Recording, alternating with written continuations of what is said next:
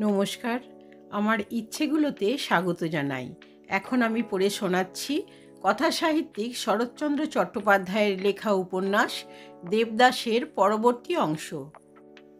ধর্মদাস নিজের মনে কহিতে লাগিল, তোর কথা হয়তো শুনতে পারে, একবার বারণ করে দে। কি শরীর, কি হয়ে গেল? এমন ধারা অত্যাচারে কটা দিন বা বাঁচবে? কাকেই বা এ কথা বলি? মা, বাপ, ভাই, এদের একথা বলা যায় না। ধর্মদাস শিরে পুনঃ পুনঃ করাঘাত করিয়া বলিয়া উঠিল, ইচ্ছে করে মাথা খুঁড়ে মরি পারু, আর বাঁচতে সাধ নেই। পার্বতী উঠিয়া গেল। নারায়ণবাবুর মৃত্যু সংবাদ পাইয়া সে ছুটিয়া আসিয়াছিল। ভাবিয়াছিল এ বিপদের সময় দেবদাসের কাছে যাওয়া একবার উচিত, কিন্তু তাহার এত সাধের দেবদাদা এই হইয়াছে। কত কথাই যে মনে পড়িতে লাগিল তাহার অবধি নাই। যত ধিক্কার সে দেবদাসকে দিল, তাহার সহস্র গুণ আপনাকে দিল। সহস্রবার তাহার মনে হইল, সে থাকিলে কি এমন হইতে পারিত? আগেই সে নিজের পায়ে নিজে কুঠার মারিয়াছিল, কিন্তু সে কুঠার এখন তাহার মাথায় পড়িল। তাহার দেবদাদা এমন হইয়া যাইতেছে, এমন করিয়া নষ্ট হইতেছে, আর সে পরের সংসার ভালো করিবার জন্য বিব্রত। পরকে আপনার ভাবিয়া সে নিত্য অন্ন বিতরণ করিতেছে, আর তাহার সর্বস্ব আজ অনাহারে মরিতেছে। পার্বতী প্রতিজ্ঞা করিল, আজ সে দেবদাসের পায়ে মাথা খুঁড়িয়া মরিবে। এখনো সন্ধ্যা হইতে কিছু বিলম্ব আছে। পার্বতী দেবদাসের ঘরে আসিয়া প্রবেশ করিল। দেবদাস শয্যায় বসিয়া হিসাব দেখিতেছিল। চাহিয়া দেখিল, পার্বতী ধীরে ধীরে কপাট বন্ধ করিয়া মেঝের উপর বসিল। দেবদাস মুখ তুলিয়া হাসিল। তাহার মুখ বিষণ্ণ কিন্তু শান্ত। হঠাৎ কৌতুক করিয়া কহিল, যদি অপবাদ দিই? পার্বতী সলজ্জ নীলোৎপল চক্ষু দুটি একবার তাহার পানে রাখিয়া পরক্ষণে অবনত করিল। মুহূর্তে বুঝাইয়া দিল, এ কথা তাহার বুকের মাঝে চিরদিনের জন্য শেলের মতো বিঁধিয়া আছে। আর কেন? কত কথা বলিতে আসিয়াছিল, সব ভুলিয়া গেল। দেবদাসের কাছে সে কথা কহিতে পারে না। আবার দেবদাস হাসিয়া উঠিল, কহিল, বুঝেছি রে, বুঝেছি। লজ্জা হচ্ছে না? তবুও পার্বতী কথা কহিতে পারিল না।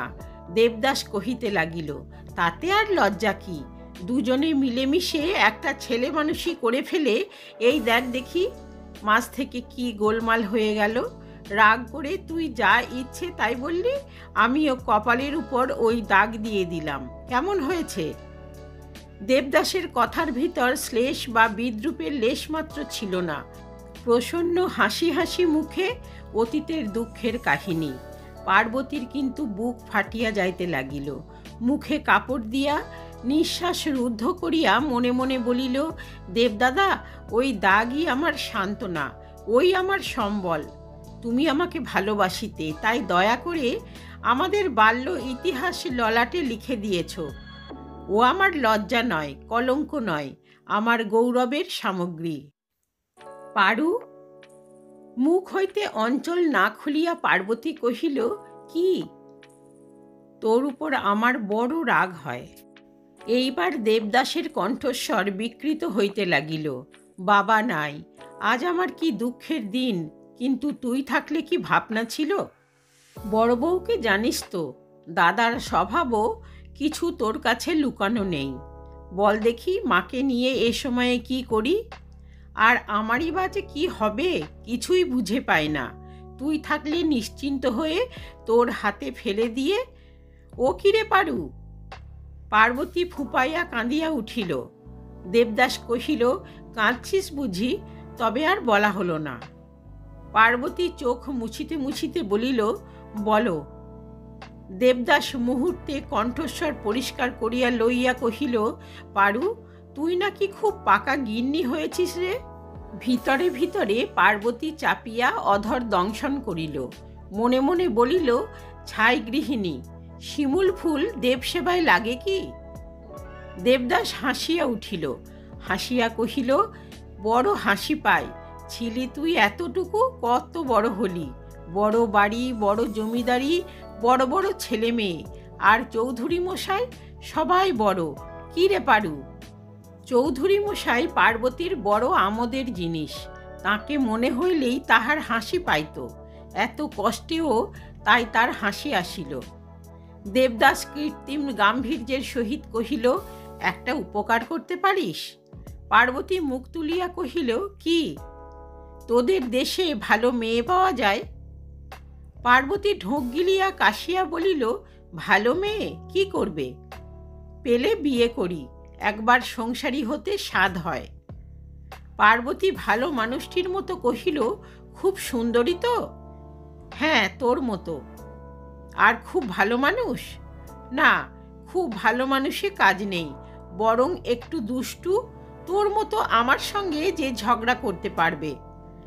পার্বতী মনে মনে কহিল, সে তো কেউ পারবে না দেবদাদা, কেননা তাতে আমার মতো ভালোবাসতে পারা চাই।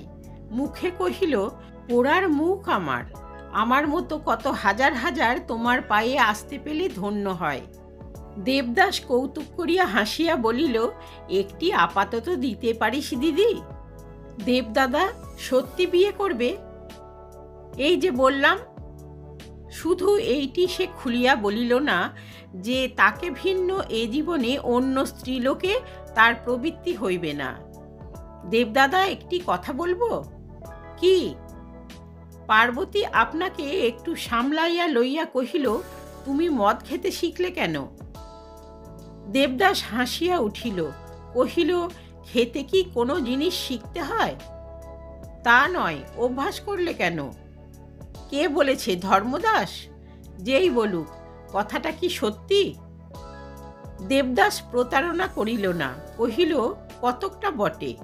পার্বতী কিছুক্ষণ স্তব্ধ হইয়া বসিয়া থাকিয়া জিজ্ঞাসা করিল, আর কত হাজার টাকার গয়না গড়িয়ে দিয়েছ না?